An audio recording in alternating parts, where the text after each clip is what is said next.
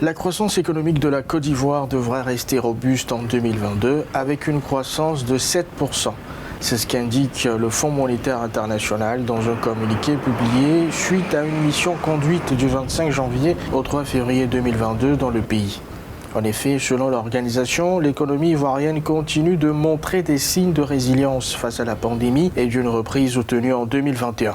Elle ajoute que les perspectives à moyen terme pourraient bénéficier à la fois de la mise en œuvre d'un programme de réforme solide dans le cadre du plan national de développement et de la découverte en 2021 de réserves supplémentaires de pétrole et de gaz.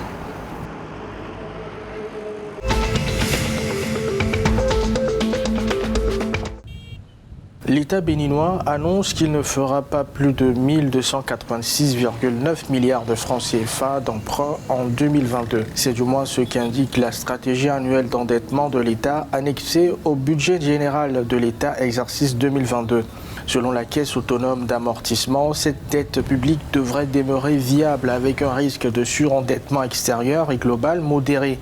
À fin 2022, le taux d'endettement public du pays fera 49,62% du produit intérieur brut, ce qui traduit une hausse par rapport à 2021. L'exécutif béninois a expliqué que cette hausse du taux d'endettement est due à la nécessité de poursuivre la relance de l'économie.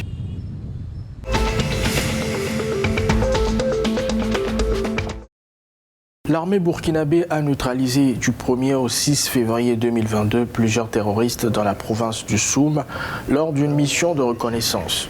Le détachement militaire de la province a été la cible d'une attaque de groupes terroristes. Mis en déroute, ils se sont réfugiés dans la forêt de Wandjoupoli. Des frappes aériennes ont permis de neutraliser plusieurs d'entre eux. Le groupement du secteur du centre et de l'Est a lancé une opération qui a permis de libérer des otages. 3 terroristes ont été neutralisés au cours de cette action. La même équipe a assuré le ravitaillement en vivres des populations dans la province de Loudalan.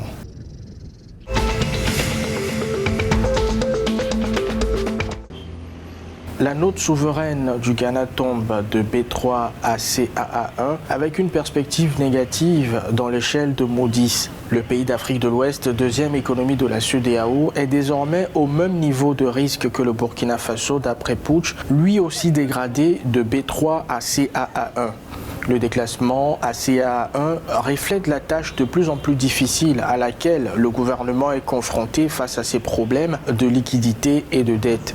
La faible génération de revenus limite la flexibilité budgétaire du gouvernement et les conditions de financement serrées sur les marchés internationaux ont contraint le gouvernement à s'appuyer sur une dette coûteuse à échéance plus courte.